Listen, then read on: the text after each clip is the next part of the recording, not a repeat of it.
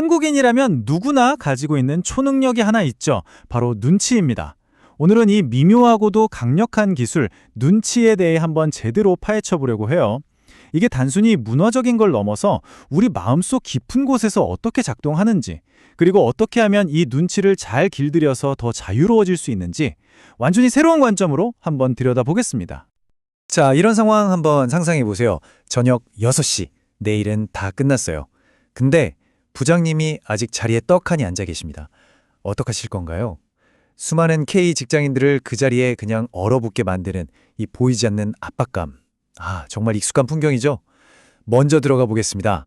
이 한마디가 목구멍까지 나왔다가 들어가는 경험 다들 있으시죠? 바로 우리를 이렇게 멈칫하게 만드는 이 감각에 이름이 있습니다. 바로 눈치죠. 말 그대로 눈으로 상대방의 기분이나 분위기를 측정한다, 가늠한다는 뜻이에요. 한국 사회에서 막 갈등 없이 조화롭게 살아가기 위해서 자연스럽게 발달한 우리만의 아주 독특한 사회적인 감각이라고 할 수 있습니다. 근데 말이죠. 이 눈치가 꼭 좋은 것만은 아니에요. 때로는 사회생활에 엄청난 초능력이 되기도 하지만 어떨 땐 우리를 막 옴짝달싹 못하게 짓누르는 무거운 짐이 될 수도 있거든요. 그 두 얼굴을 지금부터 하나씩 살펴보겠습니다. 먼저 긍정적인 면부터 볼까요?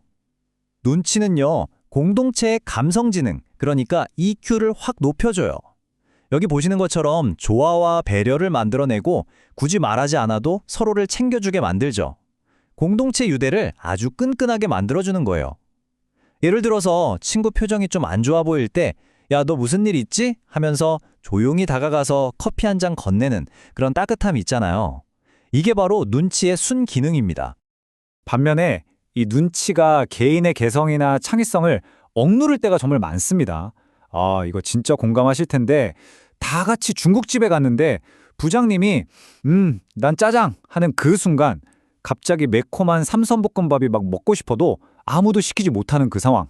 다들 겪어보셨죠? 이게 바로 눈치가 주는 엄청난 압박입니다. 사실 이런 눈치 문화는요, 굉장히 깊은 역사적 뿌리를 가지고 있어요. 다 같이 농사 지으면서 공동체 생존이 제일 중요했던 농경사회에서는 사람들 사이의 평판이 전부였고요. 또 삼강오륜으로 대표되는 유교의 수직적인 질서 속에서는 윗사람의 의중을 빨리 파악하는 게 핵심 능력이었죠. 그리고 권위주의 시대를 거치면서는 힘 있는 사람의 뜻에 맞추는 게 곧 생존 전략이 되기도 했습니다. 자, 이렇게나 깊은 뿌리를 가진 사회적 압박, 다시 말해 사람에 대한 두려움을 그냥 문화현상이라고만 볼 수 있을까요? 이 문제를 더 깊이 이해하기 위해서 여기서 관점을 한번 확 틀어보려고 합니다. 성경적인 관점이라는 새로운 틀로 들여다볼 건데요.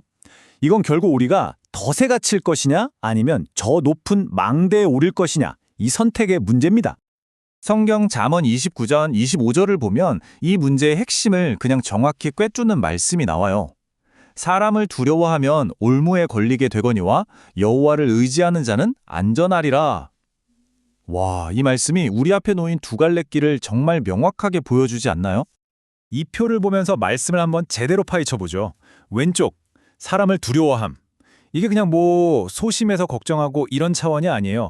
내 생존, 내 이익을 위해서 사람을 하나님처럼 의식하는 행동을 말하는 겁니다. 그 결과는 뭐죠? 즉 올무에 걸려서 자유를 잃어버리는 거예요. 반면에 오른쪽, 하나님을 신뢰함은 나의 안전을 그분께 온전히 맡기는 거죠.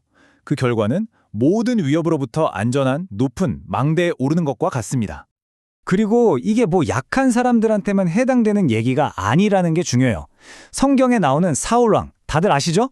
그는 왕으로서 가장 큰 힘을 가졌을 때조차도 하나님의 명령보다 백성들의 시선, 백성들의 눈치를 더 두려워하다가 결국 하나님께 버림받았어요. 사람을 두려워하는 마음은 지위고하를 막론하고 누구에게나 찾아올 수 있는 무서운 덫이라는 거죠. 좋아요. 그럼 이 덫에서 어떻게 빠져나올 수 있을까요?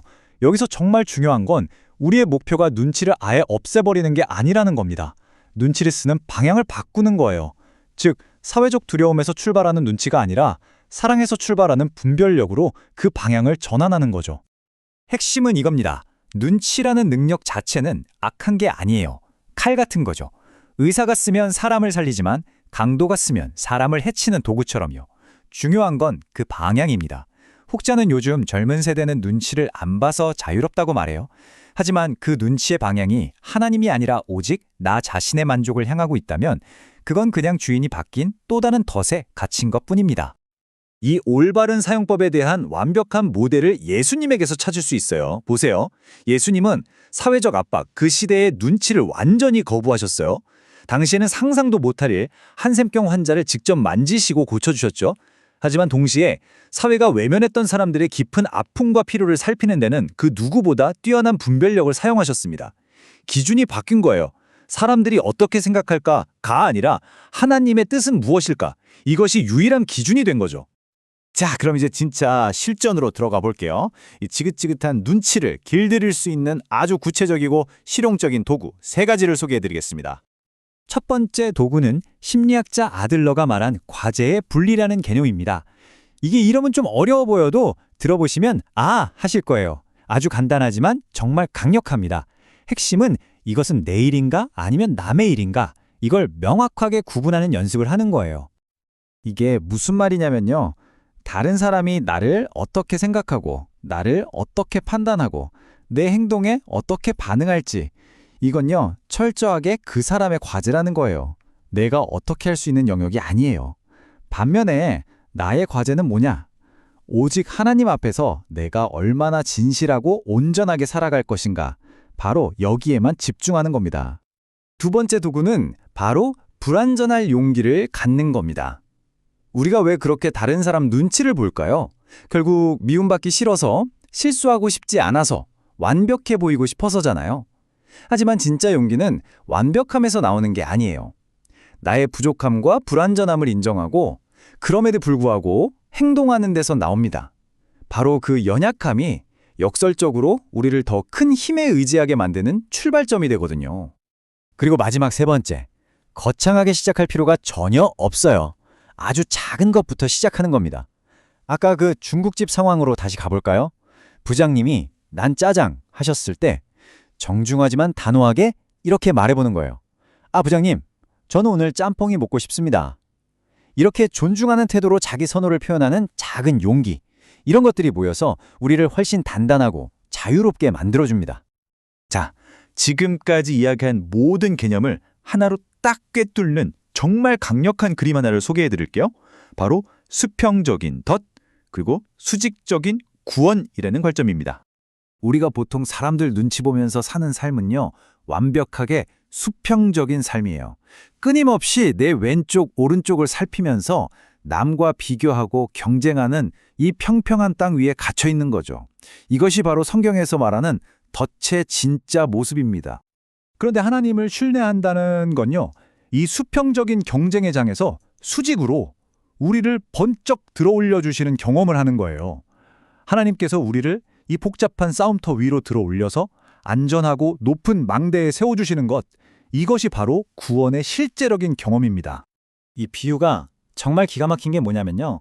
가끔은 내가 처한 힘든 상황 그 자체가 바뀌지 않을 때도 있잖아요. 근데 하나님은 우리의 관점을 들어 올려주신다는 거예요.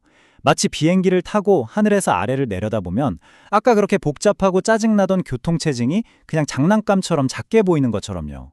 더 높은 곳에서 보니까 아웅다웅했던 문제들이 다르게 보이는 경험, 바로 그것입니다. 마지막으로 이 말씀을 꼭 기억했으면 좋겠습니다. 로마서 8장 1절입니다.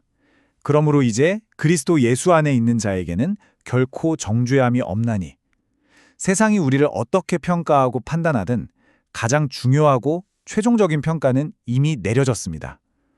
우리는 그 안에서 완전히 자유합니다.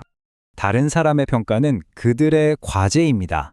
그렇다면 진짜 당신의 과제는 무엇인가요? 오늘 이 질문을 가지고 여러분의 삶을 새롭게 바라보는 아주 중요한 계기가 되기를 바랍니다.